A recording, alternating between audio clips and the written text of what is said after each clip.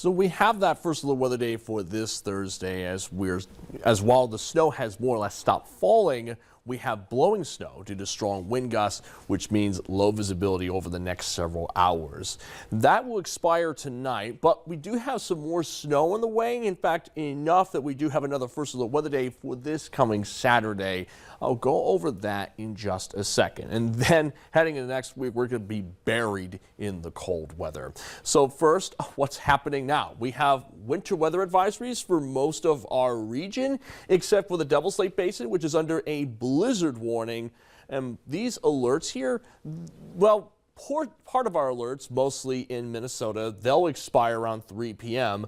But the blizzard warning in Devil's Lake, that will expire at 6 p.m. So basically, it won't be until the late afternoon, early evening hours that these alerts all expire. And that's because we're still expecting wind gusts in the 40 to 50 mile per hour range over the next several hours, which could lead to visibility as low as a quarter mile in some locations. In fact, we currently have a wind gust of 45 miles per hour in Fargo, 43 miles per hour in Grand Forks, 40 in Devil's Lake, 39 Jamestown, 38 in Oaks. Very windy across eastern North Dakota. And while not as windy in western Minnesota, we're still seeing gusts in the 30 to 35 mile per hour range. All that's leading to low visibility out in Langdon, for example, and less than a mile visibility in Devil's Lake. So you're going to want to give yourself extra distance between you and any cars ahead or behind you to avoid a car crash. We'll continue seeing those strong wind gusts over the next several hours. It's not until about 5 to 6 p.m. that gusts drop below 30 miles per hour. And then it's not until about midnight that we're just looking at a light standard breeze. So expect some blowing snow conditions throughout the next several hours. One other thing we're looking at is that first look weather day for Saturday, as we're tracking some moderate snow between Friday evening and Saturday. Heaviest snow is likely to be at the North Dakota-South Dakota border, but some models suggest up to an inch of snow even in Fargo. And all that's thanks to this low pressure system off the California coastline.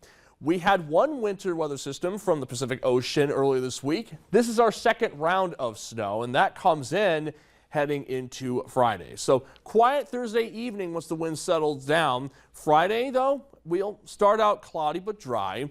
Then as we head into Friday evening, we see some snow showers at the North Dakota-South Dakota border, becoming a heavier snow Friday night into Saturday morning. So again, most of the snow will be at the North Dakota-South Dakota border and portions of Lakes Country, but we can't rule out some snow accumulations even in Fargo, as both of these models here show, although the model on the left suggests less snow in Fargo compared to the model on the right. So we'll have to keep an eye on Saturday, Friday evening and Saturday.